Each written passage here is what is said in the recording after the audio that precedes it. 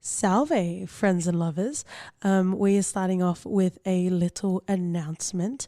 Please stay tuned for our reference degustation that is starting next month for a whimsical month of Miyazaki to celebrate our 1 year anniversary in podcasting. I also want to give a shout out to my ever so thankful, ever so existent OT. He edited this episode even though he's not feeling well. I know some of you guys like to listen to episodes without watching it. We would strongly recommend that you do watch Luce before you listen to this episode. We break it all apart and we discuss all of the details. You can stream it on Hulu. You can also buy it on Amazon, Google Play, and YouTube as well. Let's get on with the show.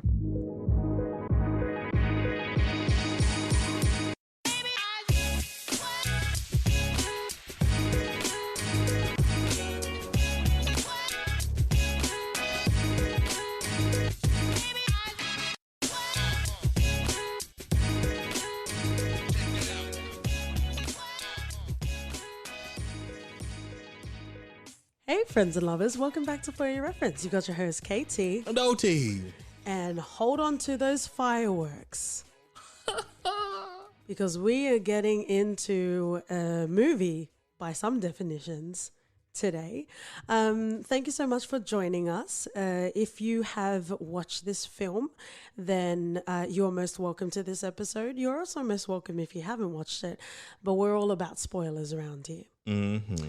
And this is a film that is called Luce. It came out, at least it started off in the Sundance Film Festival in January of 2019. It's got quite an expansive cast, OT. Oh, yeah. So before we even get to the cast, the director was Julius Onah, and it was based on a play written by J.C. Lee, who also adapted it into a screenplay. This is usually where we get into the stats, but for some, I'm sure, deliberate reason, I couldn't find the budget anywhere. You know, I did as much extensive research as my learned self could do, and I couldn't find it on IMDb, Box Office Mojo. Feel free to tweet us if you find it anywhere. But as I start to read the stats, that might start to determine why, with a capital H. Opening weekend, it made 132,000, and the worldwide gross was $2 million. Oh. Or I should at least say 2.2 million. I know this was like sort of an indie sort of release, so that might also reflect the earnings of that. But, you know, it might come out on streaming services, or it might already have come out on streaming services, so you might start to see, you know, more buzz and more talking. I remember watching the trailer was around the same time we saw Farming, the trailer for that as well. So I thought we were going to get, a similar sort of story being told. But, you know, obviously we'll get into that and that sort of thing. But let's quickly rattle off the cast that we have. Naomi Watts. Ooh. I really thought I knew what she looked like. Clearly you don't. But I didn't realize Go that back was and her. watch Mulholland Drive and get a peek of herself. What? Octavia Spencer, who seems to be appearing in a lot of things with troublesome young men. Yeah, I think every time I see her, I just wait for her to give me some piece of cake. And some specially. Some beverages in the attic. Tim Roth, tried and true blue. We love Tim Roth. Kelvin Harrison. I really had high hopes for this fella. Yeah. But we'll definitely get into, you know, more of that and what that means. But, you know, our whole sort of cast, there's quite a lot of characters that we have and quite a lot of puppeteering going on as well. So we're definitely going to dive into it. Let's talk about first impressions, OT. I think aside from the trailer, there really wasn't much that we knew about this film, aside from basically what the subject matter was going to be. And then, you know, feel free to just overall share your thoughts on what you felt or what you got out of this film, if anything. So you had at least the trailer to go by. I can't remember watching the trailer at all. Because I gave you a forget me now. That's an Arrested Development reference. So going into this, I had completely zero idea what I was going to watch or what the movie was about. The poster is a bit ambiguous. It could be about pretty much anything. But yeah, look, watching it, it felt like it was building up to an ultimate crescendo of some sorts. And it felt like, you know how thrillers are like, psychological thrillers sometimes are really slow paced, but the payoff is what you're there for. That's what I was hoping for with this movie. But yeah, like I didn't really expect much from it. Yeah, and I don't know, and we can talk about this. Please don't come and fight us. Octavia Spencer, she seems to be taking on a lot of roles lately, like in more roles than I would think to see her in. She's actually in a lot of stuff. She's also in that Apple TV series, Truth Be Told, where she's, she's understanding that podcasts, If You're Most Welcome, is on the rise. And it's an interesting concept for a show. But she seems to be in quite a lot of stuff. Whether that's to say it's quantity over quality is a story for another day. But, in a lot of our What you talking about, Ma? In a lot of our episodes, particularly with our predestination episode we did quite a while ago, like, Ethan Hawke is that actor. Like, you can rely on him, even if you don't know what it is. You can kind of guarantee that you're in for an interesting, maybe not a wholly satisfying, but you're in for an interesting time if you choose anything from Ethan Hawke's filmography. Do you think with Octavia Spencer choosing so many different things that maybe it's hard to, like, is she reliable in the roles that she chooses? Like, if I see Olivia Spencer on a role, I'm like, Octavia. hot. We can afford the real one.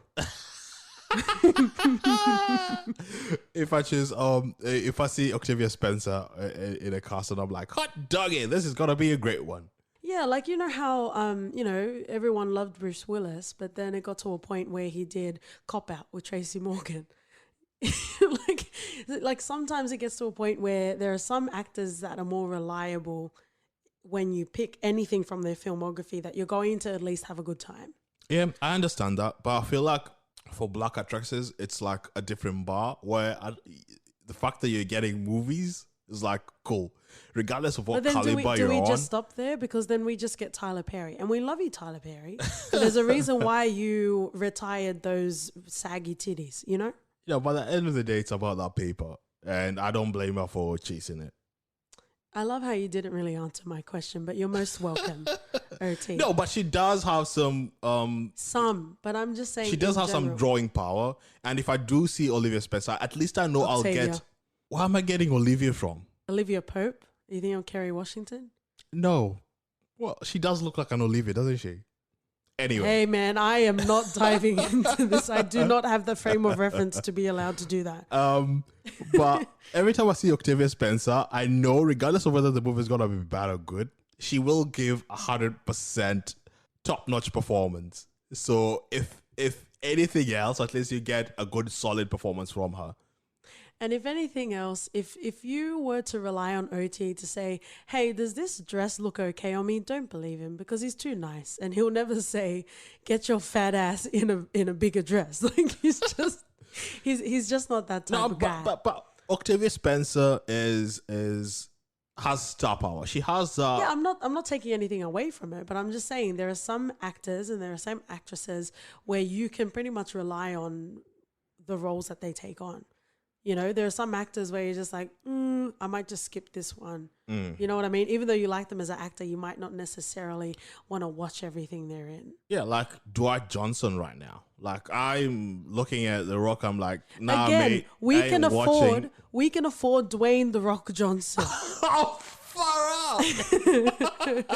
So I think this is OT's way to try and manage like a hustle, like a side hustle you've got for your impersonators, where you can like hire some fake sort of actors. Mate, my bootleg tapes business, my bootleg DVDs.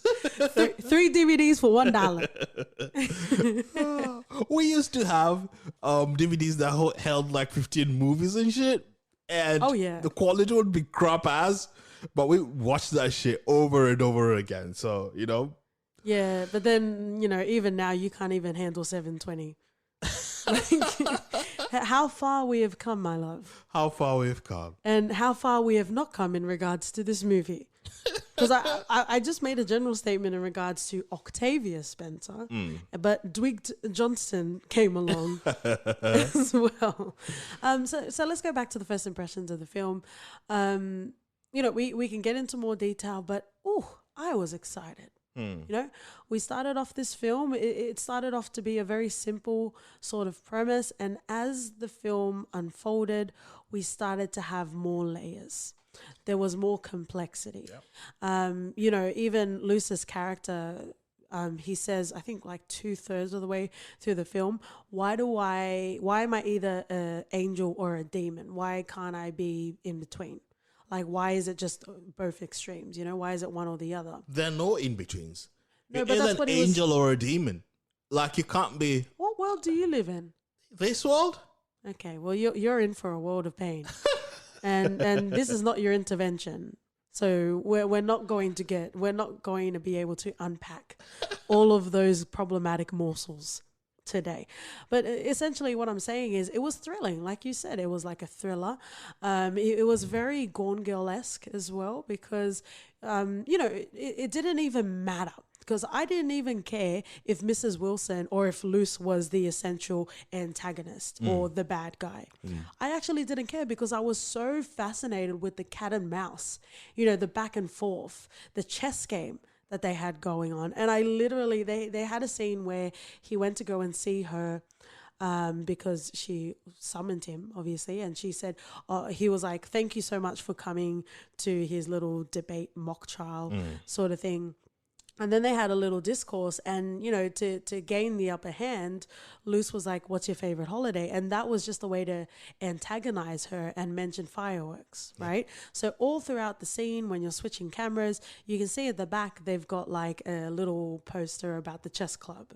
And I get it. Like I already see this strategic sort of movements that are going on, very similar to a chess game. So when I saw that, I was rolling my eyes, And even when they left that scene, they focused on that fucking poster. Like, we get it. Like, we get it. But also at the same time, there are different sort of people that watch films. Like going back to the iconic Joker. Yes, I'll take another Joaquin slice, thank you.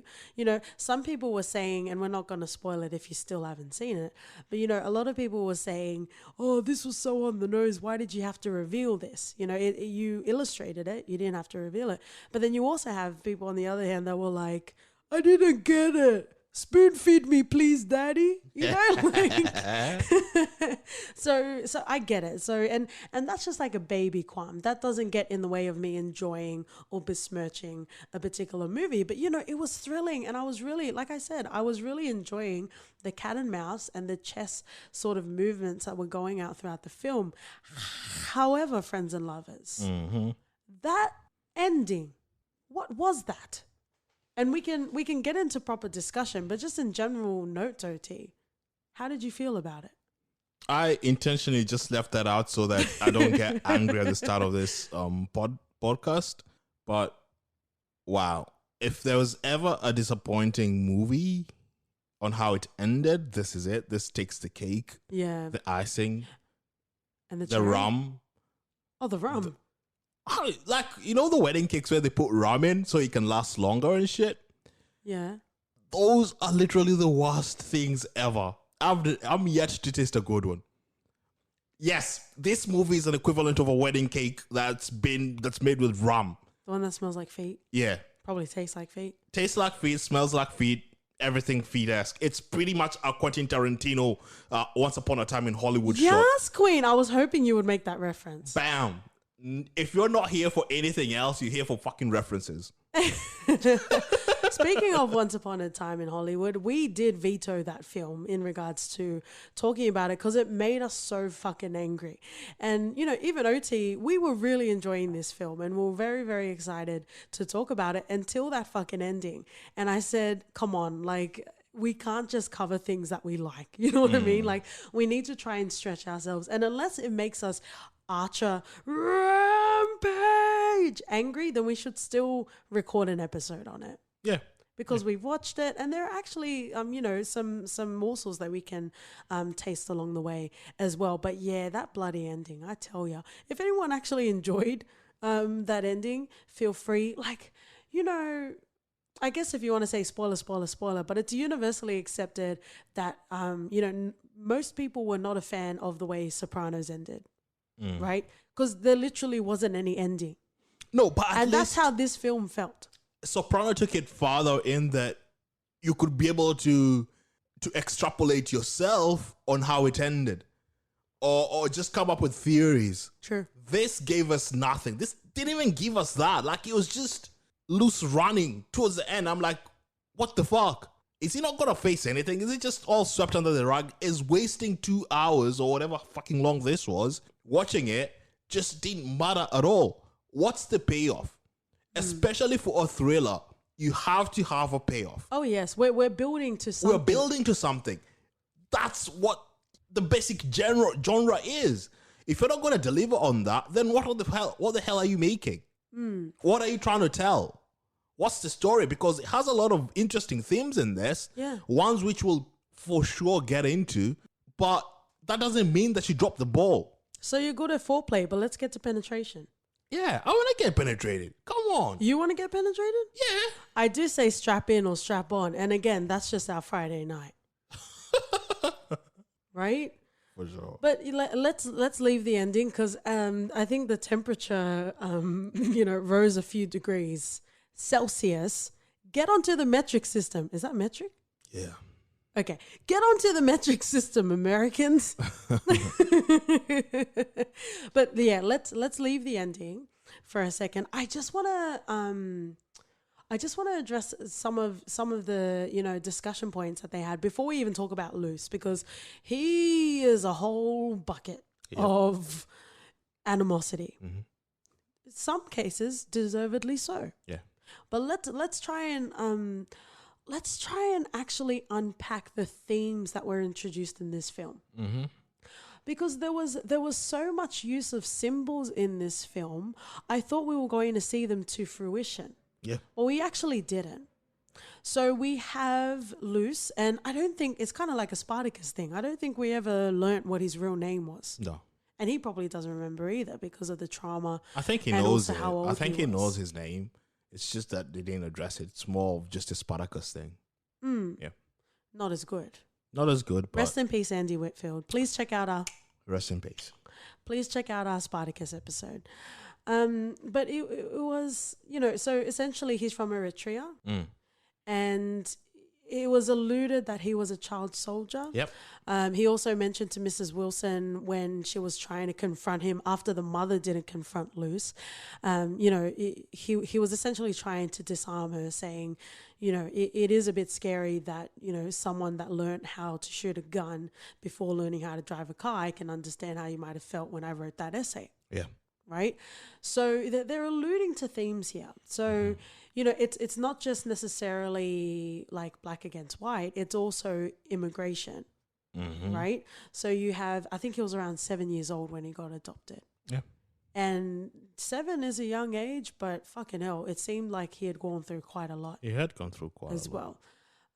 So, you have him migrating to America. So you have a lot of themes here. And again, spoiler, because I just want to get to discussion. So I am jumping further into the film. The interesting sort of intertwining for, multiple but very similar sort of themes in regards to, being black and also being in a white world. You have Mrs. Wilson's character, and this is near the end when Luce comes with the flowers. To go and see Mrs. Wilson, right? And they have this very engaging dialogue. And I really wish, like you said, hopefully we were building to a crescendo. So this was one of the main platforms to build off on that. But unfortunately, that's as far as we went with this film, right? But she was talking about, first of all, Luce saw the graffiti. Which obviously, well, I guess if you didn't see it, you didn't see it. But it was obvious to us that he had some sort of part in that. Yep. Right? Then graffiti the N-word on it. Yep. And bitch. And, because, like a lot of the time they talk about criminals wanting to and getting off at the scene of the crime. Right? So he, after she threw the flowers on the floor, he came into the house just so he could be shocked to look at that graffiti, Mm-hmm. right? And when he saw that, he was like, oh my god, oh my god. And Mrs. Wilson makes a very interesting comment, and she's like, you've never been called that before, have you? Mm. And he's like, no, I haven't. And then she's like, well, that's why you're so fucking happy. You know what I mean? Like, there's his struggle as a child from all sorts of abuse and trauma coming into America, but then there's also another layer of how African Americans get treated as well. And it's interesting to see that, because it's not just Luce has his pain and trauma, because you can also see that Mrs. Wilson has gone through some shit as well. So how do you even reconcile that? Right? Yeah. They are not the same, and they shouldn't be the same. And it was really interesting to see that exchange between the two, because yes, their experiences are completely different, but in the way of the world, in the perception of the world, it's the same sort of game. It is. It really is. And I think in addressing your theme of migration and all, I think the bigger theme or the underlying theme for this was adoption. Oh, yes. And assimilation. So we have Luce, who's taken from Eritrea, 7 years old, a child soldier, and the Edgars, who, at least want to do something right. I think they didn't really even discuss it properly, because both of them were in two separate minds. It was more Amy that wanted it. Yeah. Amy was yeah, let's do this. There's this kid in Eritrea. Let's go and get him. He's a child soldier. It's the least we could do. And Peter was like, Tim Roth's character, Peter, was like, okay, fine. I think he just went along with it. And of course, that brings a lot of complications, because this kid won't just come and assimilate properly with the rest of the people. So there's years of therapy. And of course, this creates some sort of divide, which you can see in Amy and Peter, because both of them are different. At the start, Peter is quite clear on calling bullshit on Luce's behavior. Yep. I was like, mate, stop lying. This is bullshit. I can see through you. But I think it's also a fine line, because if it was his own kid, you would go hard, right? Yeah. But because he wasn't their biological kid, it's hard to know, are you doing that because he's not biologically your kid, or are you being softer on him, which is more Amy's case, because you feel like you have to apologize for the fact that it's not biologically your kid? Yeah, and I think there's a level of definitely overcompensation on Amy's bit, because she doesn't look logic in the face, and even when she's faced with the truth, she just decides to lie. And I guess anyone in that position who has a kid would do the same thing. But I related to that. Not even just like having a kid.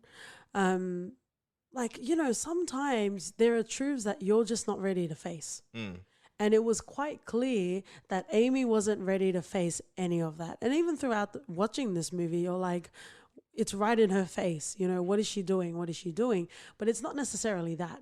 Yeah. Right? Yeah. And then I guess what Luce was definitely struggling with was identity. Who is he as a person? Who is he? Because on one hand, his friends, I think one of his friends even said, you're not black, like Deshaun. You're Luce. Oliki? Yeah, something like that. Some random shit ass name. And the white guy. And you could tell that Luce takes it to heart, and it's like, fucking hell, what does this mean? Even though he plays it off as some sort of joke, you could tell it's affected him, because he's also struggling with self-identity. Who the fuck is he? It was very interesting, because I feel like he was, by all definitions, and come and fight me, people that know what they're talking about, like he was a full-on psychopath, or even a sociopath, whichever one he fit under. Like, he genuinely knew what he was doing. Yeah. And he was a full-on puppeteer. Like, he was pulling all the strings. He knew how to emotionally manipulate people. Yeah, true. And I'm not trying to say that Luce is not a psychopath or whatever, but he is struggling with things. He's struggled with things way deeper than this. And for him to have this sort of facade created so that he could present himself to the world as people see him, because it's all a show to him. This is not exactly who he is as a person. This is just what people want him to be. Of course. we have, when we adopted a greyhound, and when we brought him home, he was so nervous, and we thought of a million names we'd call him, but the fact that he was so nervous and we wanted to just make him comfortable, we were like, okay, let's do the right thing and let's just keep his name. Let's just keep him name so we can maintain some sort of normalcy. He didn't even have that. For the mere fact that the mother just couldn't pronounce his name, the dad was like, let's make it easier on us. Let's make it easier on us. As if it's his name doesn't. Let's disregard any shred of identity he has, and let's make it easier for us to pronounce. Exactly, and that plays on a bigger stage when he doesn't really understand who he is. Because on one hand, Deshaun gets caught with pot in his locker and gets sent to, and the police gets called. He gets dropped out of the team, which I would say, rightfully theorized was possibly Luce's. Yeah, exactly. Yeah. And then you have Luce, who has fireworks, and it's completely different treatment. So he doesn't understand.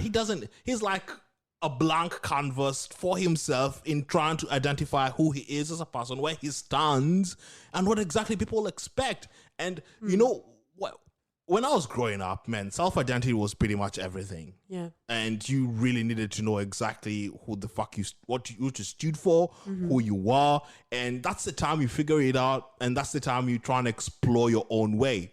So Luce doesn't really have that because he's just living off what people want him to be. So the fact that he's a fucking psychopath, it makes perfect sense. But I think he was woefully aware of his self-identity. I think quite young, the fact that they renamed him, he knew that he couldn't be his whole self. Yeah. He knew he needed to be the self that everyone wanted him to be, that wouldn't scare anyone, and again would be proof that the American way works. Yeah. What I really appreciated about this movie is they really did plant those seeds. But you didn't come back and water your seeds and harvest them, my friend. No, the seeds were there. The seeds were there just waiting for water to germinate. But they kicked germination up the fucking ass. And it wasn't a great time either. But yeah, they didn't give this movie a chance to grow. I genuinely feel like there are different layers to Luce. Okay? So yes, he is a black man living in America. And then you take a step back. He migrated to America. Take another step back. He possibly was a child soldier and he suffered abuse beyond imagination. Okay? Take another step back. I genuinely feel like he was genuinely a psychopath or like a sociopath. And that had nothing to do, yes, he had his own experiences, but you do have people that migrate from other places or go through some sort of trauma and they're not the way that Luce was. They weren't manipulative to the extent where they were playing with people's lives. So what I'm saying is, yes, he had a hard life. Yes, he went on a rampage. But I also feel like there's that mental sort of illness or disorder, sorry, I'm wording it wrong, that Luce had. It wasn't just because he was an immigrant and he didn't know what he was doing. No, I think it's accumulation of everything that's happened to him that turned him this way. Yes, there's nature nurture. I understand that. But what I'm saying is there are genuine cases and there are genuine people that don't, developmentally function the same way as other people. Yeah. Whether it's a temporary one, like a tumor, or whether people just aren't, physiologically set up the same way. I'm saying that in addition to his experiences. Yeah, for sure. But because then that's just saying everyone that has similar experiences to him are like that, and they're not. No, they're not. We've read those stories of child soldiers who've succeeded in life, but more often than not, we read stories of how it's hard for them to assimilate. And I'm not saying it's easy, but I'm saying in this fictional experience, Luce was psycho. Yeah, he was psycho. Like, what would you say about Christian Bale? He was fucking charming, but he was still a fucking American psycho. You know what I mean? Like, there's so much that you can do. And you can tell Amy, as much as she probably did more than she was supposed to, she loved and she nurtured as much as she could. But sometimes it goes beyond that. Yeah. And sometimes, there are some demons that you can't reconcile because it's too late. So my point is, I feel like Luce got to a point where he came into a new country. He was forced these ideals in regards to, you're so lucky to be here. You're American. Pull yourself up by the bootstraps. And, enjoy and be grateful for the life that you have. Get straight A's, show people, be that BuzzFeed article, that against all odds, hello, Phil Collins, I'm looking at you, that you've achieved everything. Yeah. You know what I mean? And a lot of the time, there might have been a part of him that actually wanted to share. And you know what I found as a shortcoming? A lot of the time, it is a masterful craft to write a narrative. They didn't show his upbringing, him coming to America, unfortunately, the sad version of coming to America. But what we start to see here is maybe he did try. Maybe he did try to share what he went through, but then he saw the people got scared, so he just pretended that everything was okay, right? So again, spoilers. This film really doesn't give us any sort of resolution because I wanted to know what was motivating Luce. Right? I genuinely wanted to know what was motivating him, but the thrill of the cat and mouse and the strategic sort of chess game was keeping me occupied. So I'm like, okay, fine, address it when you can, but let's keep going. I'm enjoying this movie. And the fact that they didn't address it, I'm just like, what the fuck? The only way that ending would have been okay is if they actually gave us extra time ahead of what we saw in the film. Yeah. And him deciding consciously, again, this is a KT theory. This is KT's conspiracy corner. Seeing him make that switch of there's no point telling these people the truth. I'm just going to give them the truth they want. You know what I mean? And because we didn't get any sort of frame of reference for how he was and the possible decision he made to just manipulate everyone and to pretend that he's buying into the American dream. Yeah. And to also not have that ending, irresponsible. It is irresponsible. You could use that word for more useful things, but I'm going to use it here. It is irresponsible. I'm just I'm with him. I'm of two minds with him. Really sad what he had to go through. Yep. And then he's been brought into this environment where people don't really want to acknowledge his past. Yeah. And I feel like that's one of the things that doesn't really, because once you acknowledge his past and you deal with it appropriately rather than trying to sweep it under the rug and trying to build someone anew, because they're not new people. It's just they've dealt with shit. Now we need to just make you understand that life isn't like that, rather than sweeping all that shit under the ground and being like, boop, this is America. This is who we're going to be. And this is everything that you need to follow. Yeah. But again, we're all just theorizing because we didn't even get to see how that was handled. Yeah. But knowing Amy as a character, I really feel like she would have given as much as she could. She would have went to all of the appointments. She would have followed up for all of the appointments and really tried to get there. Yeah. Yeah. Right. 13 Reasons Why is a Netflix series. And, for all the teeny bopperiness, at least they came to fruition. At least in let's just acknowledge the first season. At least they came to fruition in some sort of sense in that first season, right?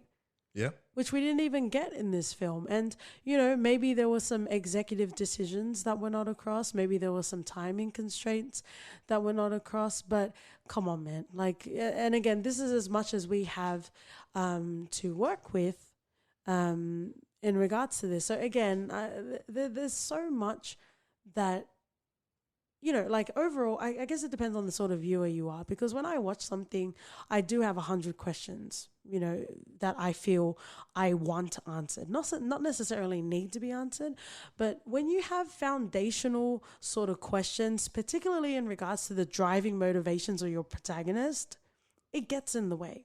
It does. It really does. And for you to not answer that is just blatant recklessness. But you've got the platform. You might have struggled for years to tell this story, but here you are, sir. Yeah, and the fact that he made this, the tempo was slow. Mm-hmm. It was a slow boil. Yep. Justifiable, so or not. If it was a time constraint issue, You rewrite that script to make it better, so that you have a payoff that's worth a viewer sitting through this and at least walking out of the movie feeling like what they've watched, like, oh yeah, that was a good movie. Yeah. You know, give us any sort of payoff, because we had zilch. Zero. Because you know what? You remember what I said to you when he was reading the speech? I was like, oh my God, it's going to finish now. Yeah. I was scared it's going to finish then. What I was hoping to have is all of this sort of, angst, all of this anger, all of this violence that he had, because there were some violent sort of tendencies you could see alluded to his character, right? All of this sort of, internal struggles and conflict that he had, I really felt like it was going to turn into him fully expressing himself. Yeah. Right. And I told you, like, maybe midway through the movie, I can't wait for his rant where he holds up a mirror to society saying, you guys ain't shit. Yeah. Right. And that's what I was waiting for. Yeah. Right. For him to say, you think that you've solved the world just because I happen to be a model citizen?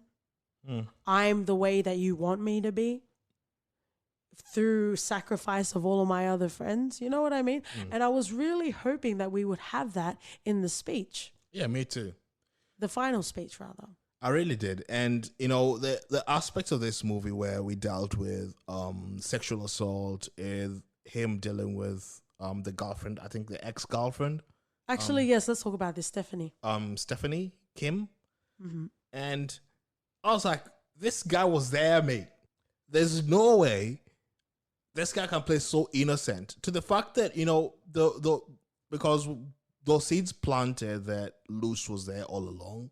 Mm-hmm. And then the girlfriend really didn't believe that, because that's not Luce. And then when I think they had planned with Luce on how to get back at Harriet Wilson, so she goes and fronts this confession that she was sexually assaulted and all. Yep. But even in telling that, she looked quite sad and vulnerable. But it was all the puppeteering, and again, we will never know whether Stephanie was genuinely assaulted. No, she was definitely genuinely assaulted, because it was rumored at the school. Well, in any case, she was still being manipulated by Luce. So we don't know how far his manipulation goes and how much actually, yes, I understand that particular scenario, but we don't know how much more. Yeah. So Luce is playing puppeteer with her life. Mm-hmm. And she buys it pretty much. Yeah. Because she feels like she's being protected. Yeah. Mm-hmm. Yeah. And it's just sad to see that how it all gets dealt with. And the fact that the school is so keen on maintaining status quo rather than investigating any sort of rumor of sexual assault. Uh-huh. Because once you hear that shit, mate, you'd want anyone somewhere to investigate, regardless of whether it's a hoax or not. Yeah, and it was sad that it wasn't really dealt with the way that it should be dealt with.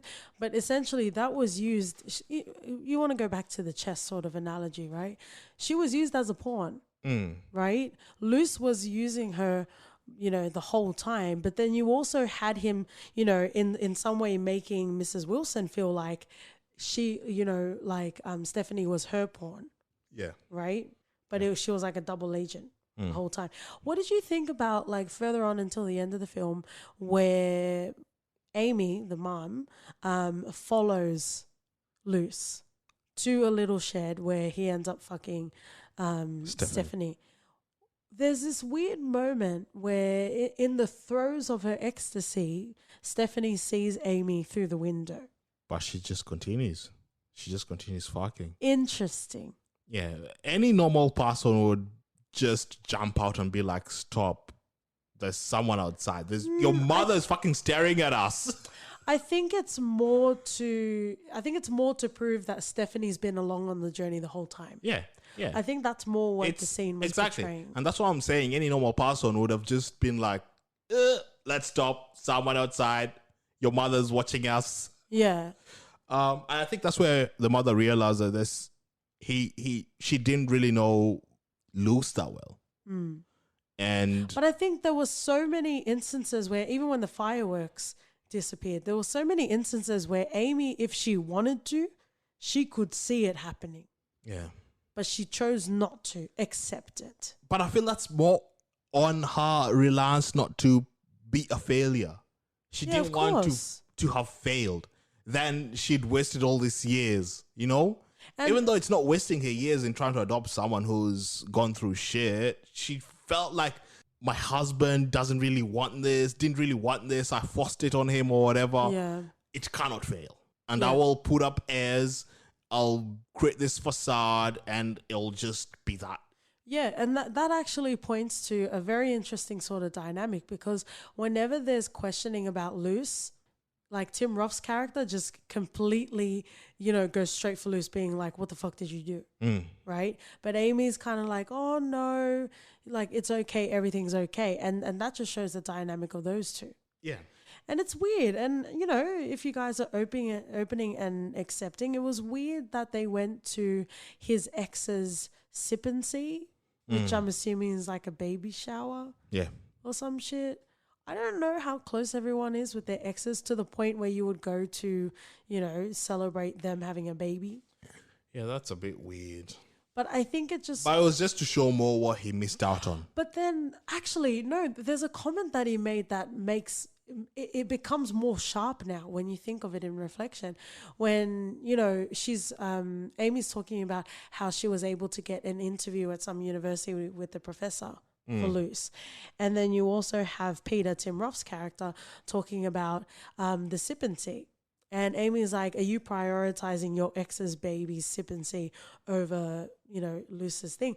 And then he makes a comment saying, I love babies. You hate babies. You hate babies. And like, I thought it was just a cutesy sort of joke. thing. Yeah. And like thinking of it now, the fact that he's held on for 10 years, that this is not the life that he was particularly wanting, I'm like, shit, man, those are daggers. Yeah, they're daggers. They're resentment daggers.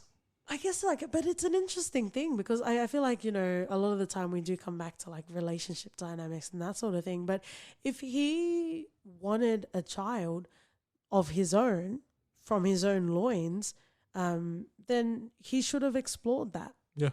Don't commit to something and hold on to 10 years worth of resentment and throw it in Amy's face.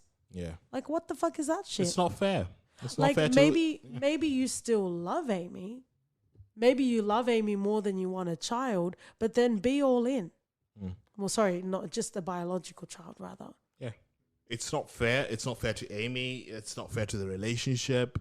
He just needed to understand. He just needed to express himself and tell Amy. He was never really all in.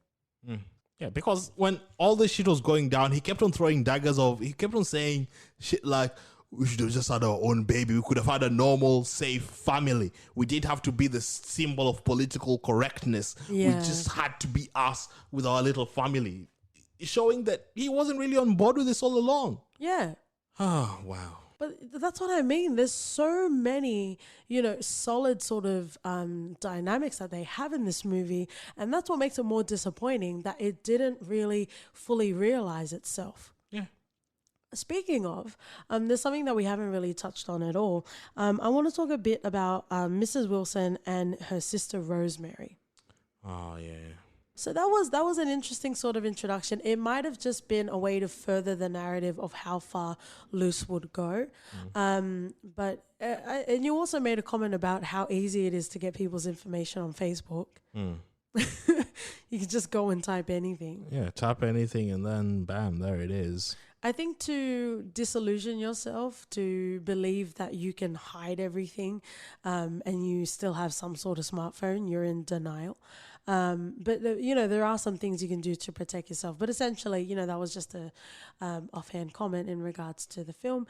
But she has a sister that's not well. It doesn't really get explained to us what she is going through. But essentially, she's not well, and she's at a facility, and it gets to a point where she's well enough to come home, and it's very interesting. And I'm not sure if we need to read into it more than what's presented, but it was interesting to see the dynamic that was there. Not necessarily the dynamic, actually, how it was used and how it was portrayed. and how our best friend Luce was able to find a way to manipulate that. Because I think the first instance we see of it is in the supermarket. Yeah. So he was already planting his seeds. Yep. So Luce meets coincidentally. Oh, very coincidentally. Bumps into Rosemary in the supermarket. And he plays aloof so well. He does. He really does. And he's like, oh, you should bring Rosemary to the school. It'll be fun. Mm-hmm. And Rosemary, of course, not having, I think, spent a lot of time with the sister and all, she's like, yeah, that will be good. I want to go. Yeah. That doesn't happen, and she gets put back to the facility after rummaging through the house and going on a fit. So we fast forward into a school day where Miss Harriet is teaching. Yeah. And she gets pulled out of class because Rosemary is running around the school shouting and saying that Harriet is embarrassed of her. And before we even saw Rosemary and we just heard her shouting, you were saying this is all Luce is doing. Of course. How would she fund the school either way? Yeah. Like, it's all Luce is doing. He orchestrated every single thing that happened in this show. And as we continue to say his name, it is annoying that it's so close to Lucifer. I didn't even think of it like that. Really? It just bothers me. It's like, come on, like, you show so much potential and you get us caring about particular elements, and then you just leave us hanging. Yeah. But yeah, that was such a scene. I was in shock. My mouth was agape. She stripped Rosemary. And I'm like, fucking hell, what are people doing? Where are the teachers? Where was everyone? Yeah. Because you have security coming in and tasing her and dragging her out, not even putting clothes on. But let's talk about that for a second. Because Harriet was pleading with them, saying she's not well, she's not well. I get, as a police, you're supposed to warn them, if you don't calm down, I'm going to tase you. But if someone's saying this person's not well, doesn't that count for something?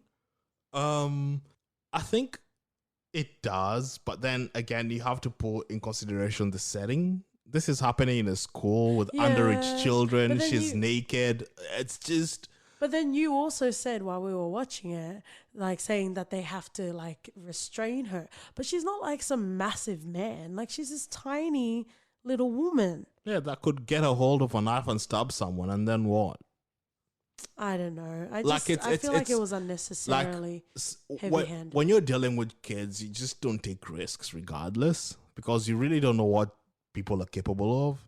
And I suppose, I don't know. The optics of it weren't great. Optics of it definitely weren't great. But then again, I understand how they dealt with it, because I would probably want the same thing to happen if I was a parent and some random person was running around naked screaming at people and running and bumped into kids as well. Like, what the fuck? Yeah, and if it was a man, I would probably be saying the same things as you. So yeah, like, I'm acknowledging my own qualms. Yeah, it's not one thing that I sat there thinking they should have dealt with this differently, because I think they dealt with it the way it needed to be dealt with, especially in the setting, because that's the context and that's key in this.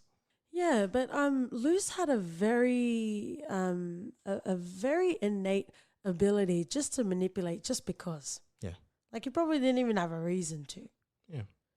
And he had so many moving parts, and everyone trusted him so well.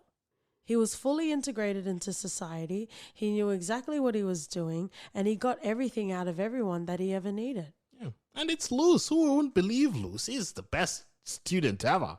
Yeah. You know? And then when he was showing the recording of Rosemary spilling out or throwing a fit to the parents, you could tell that it was him just who set up the recording of the thing all along.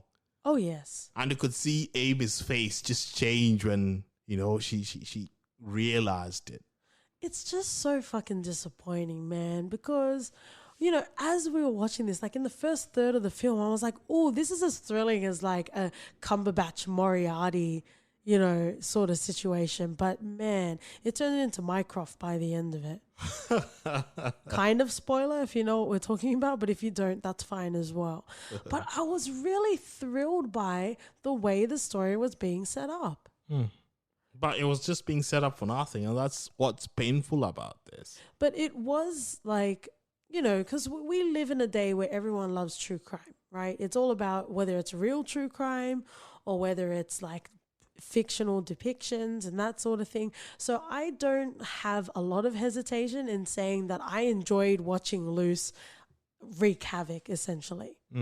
Because, sometimes, and again, we did mention Spartacus, sometimes you have characters like Asher who are like skeevy little cockroaches that like survive for no bloody reason and everyone else dies, but then he survives, right? But I really love seeing how masterfully crafted he was in what he was doing. Yeah. He knew exactly how to play people.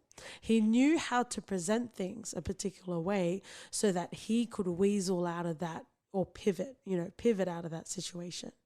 And, going back to Rosemary and Harriet, he was able to manipulate that whole situation, even to the point of Peter, his dad, siding with him.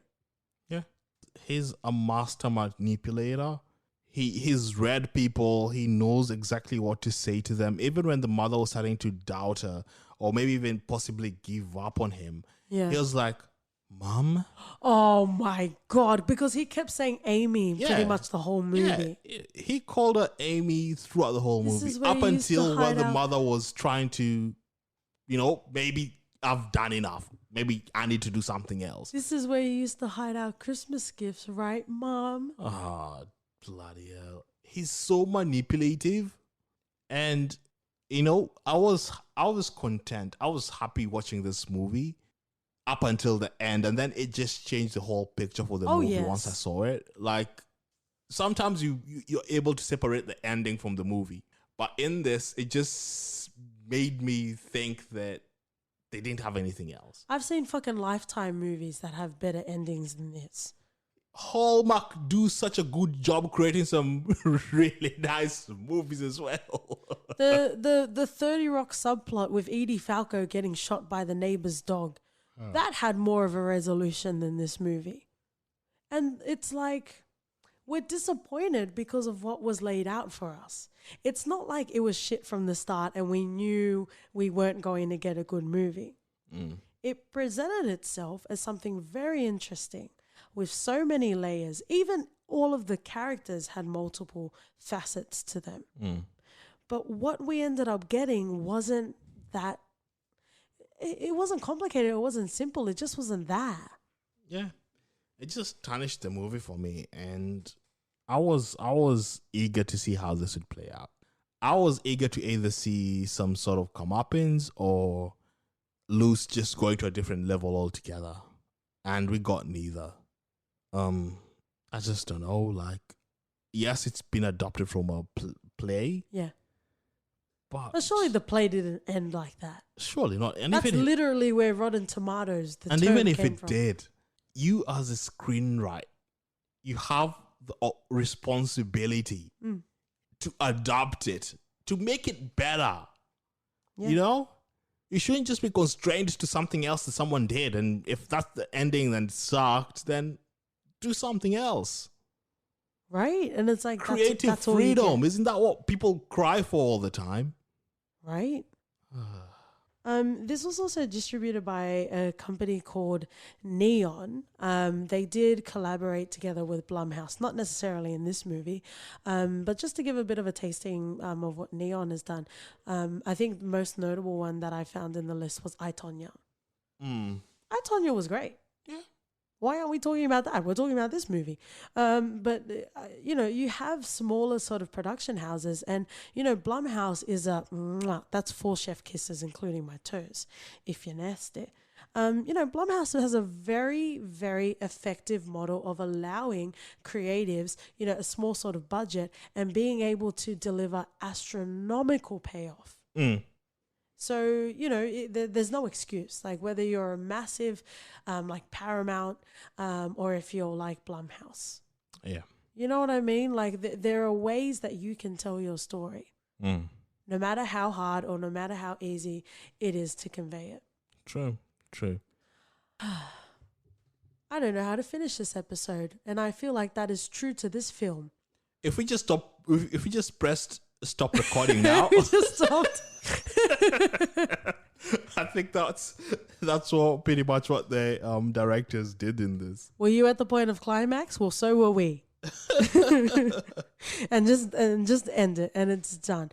But you know, just generally going back to this, it was very interesting, and the fact that they were bold, you know, because you know, in this day and age, it's hard to take a stance on anything, right? Yep. To be that bold, to make some sort of, you know, not even definitive, but to make some sort of stance in regards to these hard sort of issues about immigration or, you know, being black in America. To be that bold, it didn't make sense that they didn't have the follow through. Yeah. And I think as a crux, that was the foundational qualm that I had with this film. Yeah, agreed. Do you regret the time that we spent on this? I do regret the time we spent on this just because it didn't come to any sort of fruition. I do too, and it's a shame. Yeah. Because I was really enjoying it. Like, there's no point stroking me and then leaving, and then I won't remember that session as pleasurable. I'll be like, what the fuck? So, you guys, it's called edging, and he fucking loves it. So, just this movie was like far out. It was really a disappointment. You'll have to wait for our reference stockings to hear what we actually rate this film. But, you know, from this discussion, hopefully you guys got something out of this. If you felt very similarly to us, please let us know. Or if you actually enjoyed it and you think we're dead wrong, feel free to come and fight us. We love a good fight. Yeah. Unlike this film, we will see you through until completion in a segment we call For Your Reference. OT. Just because this movie gave me vibes of a psychological thriller, I would like to reference 7. Brad Pitt, Morgan Freeman. Bloody hell. If you want to be taken for a ride, if you want to go through a serial killer's mind, if you want to explore the 7 deadly sins, this movie is for you. It's beautifully directed, written, casted, and produced. It's timeless. You'd feel like you could watch it any single time. Its rewatchability value is next to none. And by God, Woodhouse, it's a good movie. And that's a great Archer reference. I will continue the Freeman family reunion and reference Sherlock. Mm-hmm. I'm assuming Martin Freeman and Morgan Freeman are related just by the last name. And also Benedict Cumberbatch, as we all know and love, in all of the ages that will exist forever. I will also like to reference Gone Girl. Because I also noticed that they took Tim Roth out and used actual footage of Ben Affleck in the shower. And it also builds to the thriller and the intrigue and, you know, essentially the main character being a psycho. Yeah. So those are our references, guys. Thank you so much for tuning in for yet another week in the For Your Reference household. We might be dysfunctional, but we fucking love ya. Yeah, we do. If you want to come and find us on Twitter and Instagram, we are For Your Ref Pod. You can write us an email at hello@fyipodcast.com. Oh, so smooth. Mm-hmm. And you know what else is smooth? What is? A 5-star Apple rating and review. If you'd be so kind, it's completely up to you. We love you so much, guys, and have a great week. Bye-bye. See ya.